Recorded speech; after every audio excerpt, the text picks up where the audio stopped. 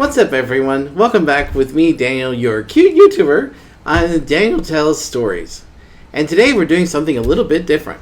Today, I wanted to try something new. Because I've been thinking about this for a while, and I realized that stories don't just come from extreme moments, they also come from culture, from traditions, and from the way people live their everyday lives around the world. So, starting from today, I would like to do reaction videos as well. But not just reacting for fun, but we're actually learning something about different cultures and traditions and how they do things, how it might be different to what you and I are maybe used to. So the cool part is, of course, it's not just me learning, you're learning with me as well. So for this first reaction video, I decided to start with this great country of Indonesia. Because honestly, it's a beautiful country. It has many different cultures and traditions and several different dialects depending on where you go in the country.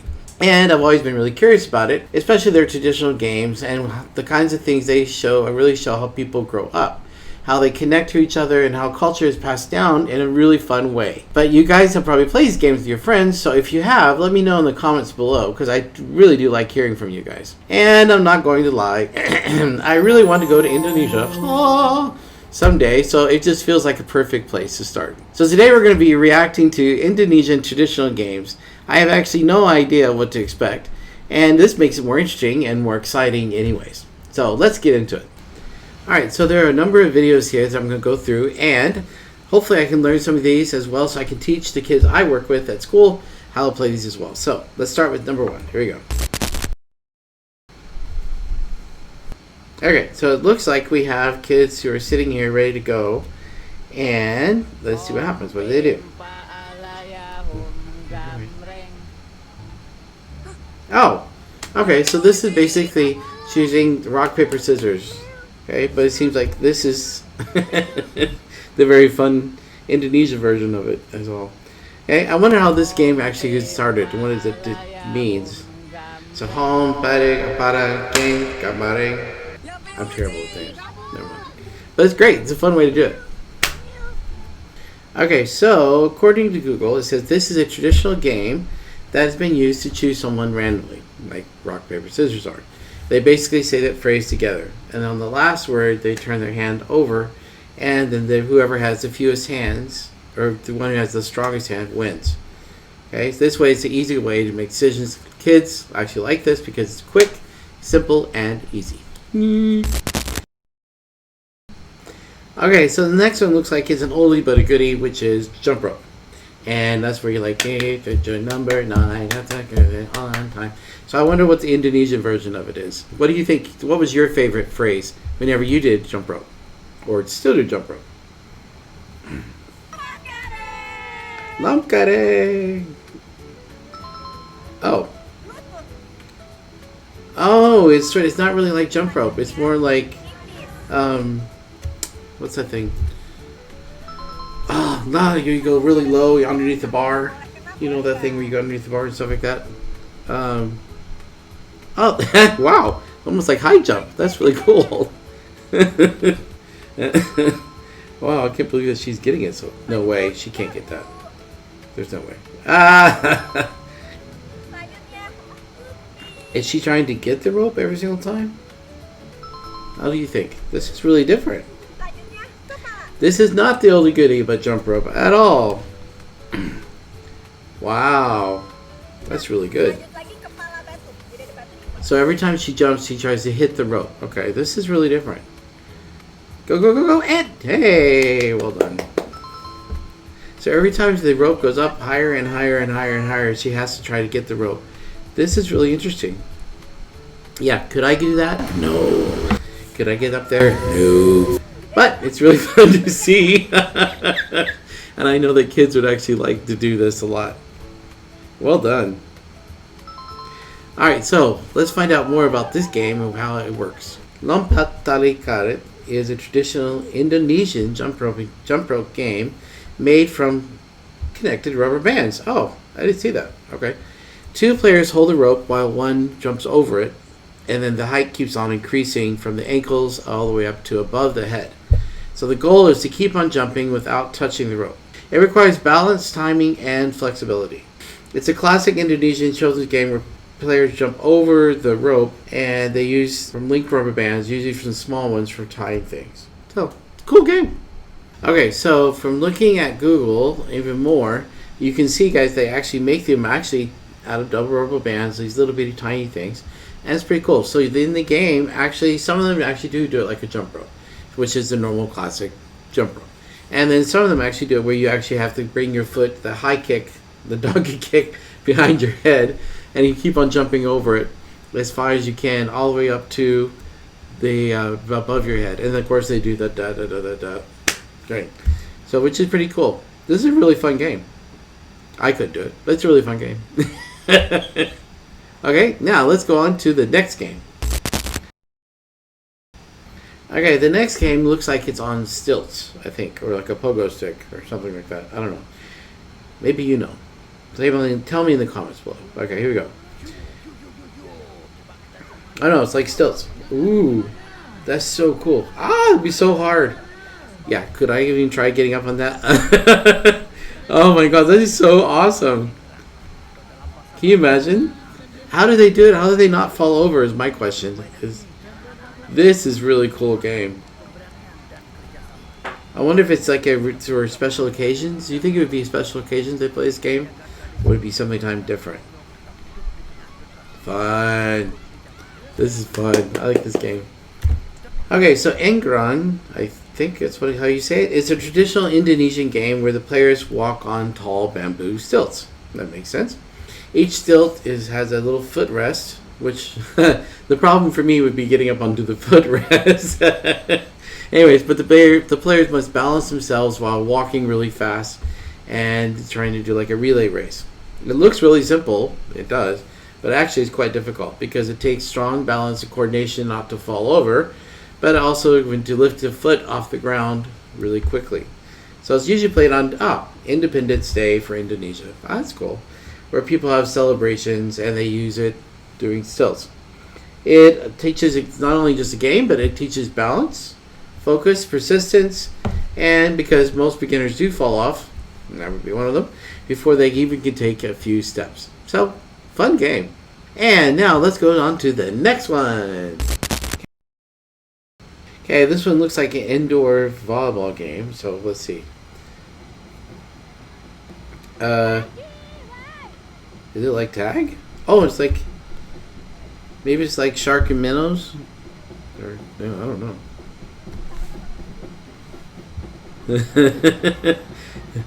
This game looks like a keep away type of game. Really, really, really competitive keep away game. This is really fun. I played something like this when I was a little kid in Africa, but I can't remember. Okay, this is almost like Red Rover almost. Like this is, I don't know. What do you think? What do you think this game is like? This looks really fun though. I don't know how they're making the points. Maybe they go from one. How do they make the points? Do you know? Let's see. It looks like, yeah, it looks like a shark and minnows type of situation, but also using with boxes, squares. I'm not sure how this works. But what an interesting game, because it's all about strategy and all about where do you go and not getting touched. It's like tag, but not like tag. This is really cool. This is a different kind of game. Okay, I want to know more about it. Okay, so this is called Gobak Sodar, also known as Galaxin. So it's a traditional Indonesian game. It's a team game that divided either indoors or outdoors onto a field by several lines. So the two teams on either side compete. One team guards, while the other team tries to run across the field without getting tagged. So yeah, so it's a little bit like sharks and minnows, a little bit. But except that, yeah, anyways. The guards can only move along the lines, and they have to block or tag the runners. And if the runner gets touched, then, if the runner gets touched, the team switch roles. Oh, wow. That's a bit different. The goal is simple. Just cross all the lines safely and return. That's a simple game. It's very fun. It's very strategic. Requires teamwork, and it's the timing and lots of quick movement. So this would be a really fun game for kids. I know. Even the kids here would, get that really fast. So really cool. Okay, on the next. This game. I know this game from West Africa. This is a great game. And I already know how it's going to work. You put the seeds in, and then you take one seed out, and you keep on going around and around and around and around. It is a really fun game. I love this game. I used to play this game all the time when I was a little kid. In fact, in Liberia, people would actually bet on this game. Who was going to win. Stuff like this. This is a great game for kids because they actually can do counting, but actually try to figure out who's going to win, who has the best strategy. It is all about strategy in this game. But I want to know more about what is the rules about it and everything else. So let's go to the rules and find out more about this game. It's fun. Oh, they use shells. Oh, that's cool. We used to use seeds. I like the carving of the wood. The way they did carve the wood and make that dragon and everything is really, really, really beautiful. This is a really pretty game. Really nice. But I want to find out more about the rules. So let's find out. Okay, so this is called Congklak, which is the traditional Indonesian board game made from a wooden board, small holes, and seeds, or in this case, shells. So they pick up seeds from one hole to the next and drop them strategically, like I said. Finally, the goal is to get as many seeds as possible into your home at the very end. It's very simple, but it requires strategy and careful thinking, which everybody knows is a whole point of a great board game. So, next one on our list, let's find out.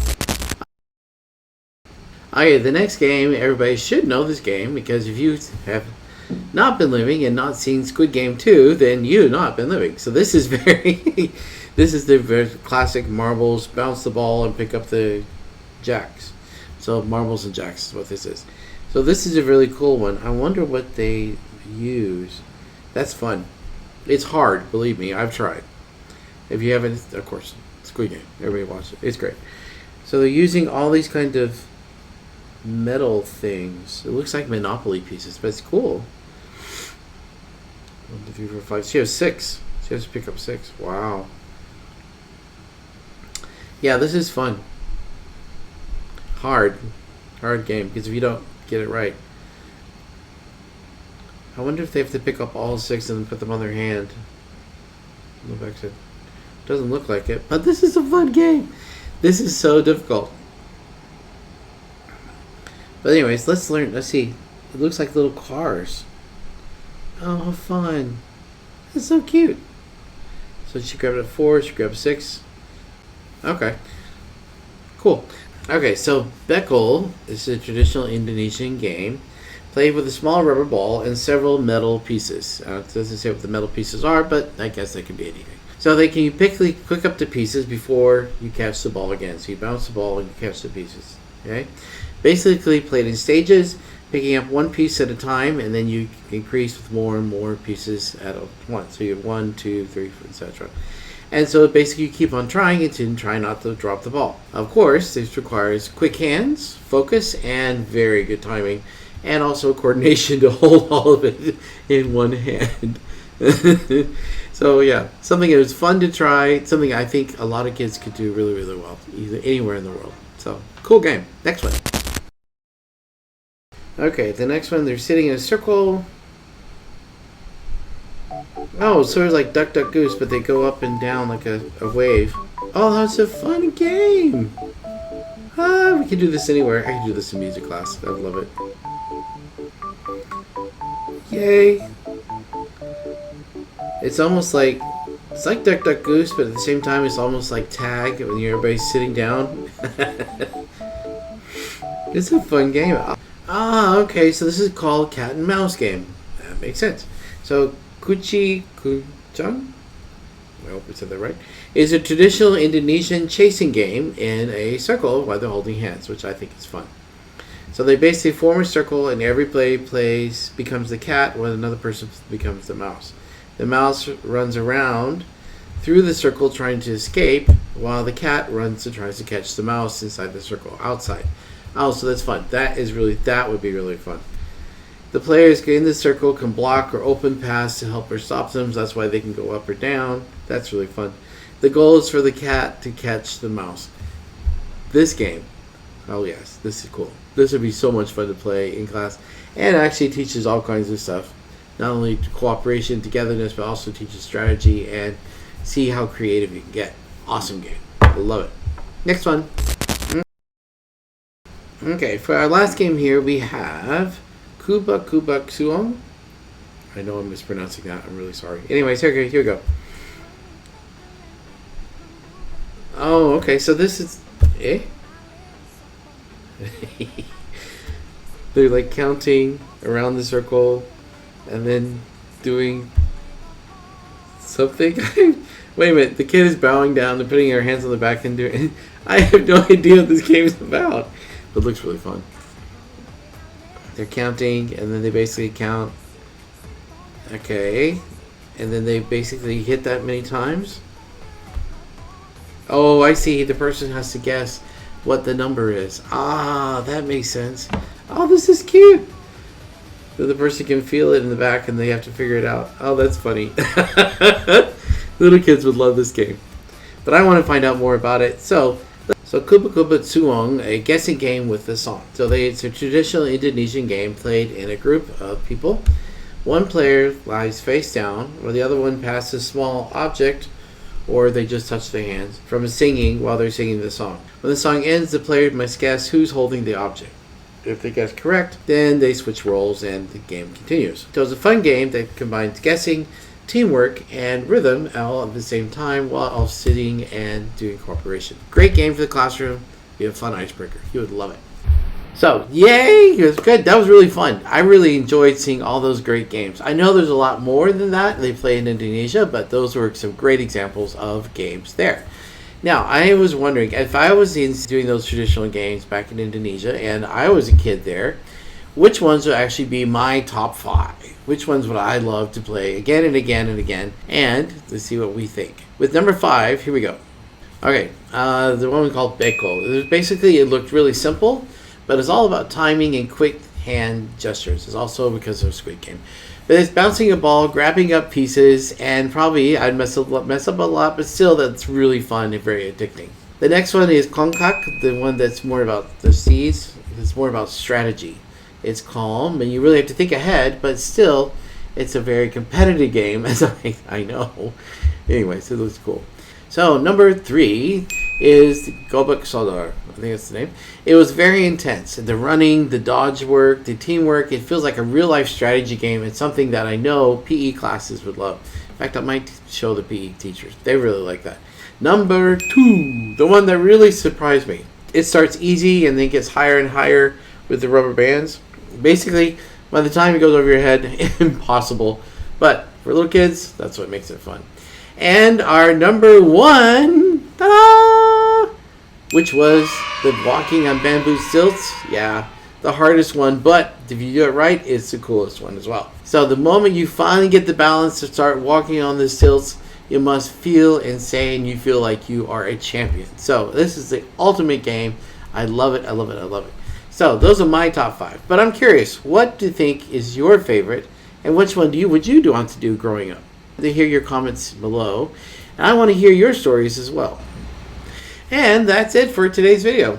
Honestly, I didn't expect Indonesian traditional games to be this fun, creative, and low-key. And they're much harder than they look. If you enjoyed this kind of content, and I'm going to keep exploring more games, traditions, and cultures from Indonesia and also other countries as well, so that you can learn something new with me together every time and see what is out there in the world. So if you enjoy storytelling as well, don't forget to check out my other videos about real survival and kindness stories from around the world. Those stories do hit different, but still are fantastic. If you have any ideas that you'd like me to react to, just drop them in the comments below, and so I know. If you grew up playing these games, or if you're still playing these games with your friends, just let me know, because I want to really know what people are doing and the great stories that are behind them. And for those of you who are new here, thank you very much for watching. I hope you really enjoyed this content. And for those who already subscribed, seriously, thank you. Because I appreciate you more than you know. And if you haven't subscribed yet, make sure that you do. Because this helps me keep making more great videos for you and for us to learn together from each other. So I'll see you in the next one. And yeah, we're definitely going to do more of these. And I look forward to seeing you soon. See you later.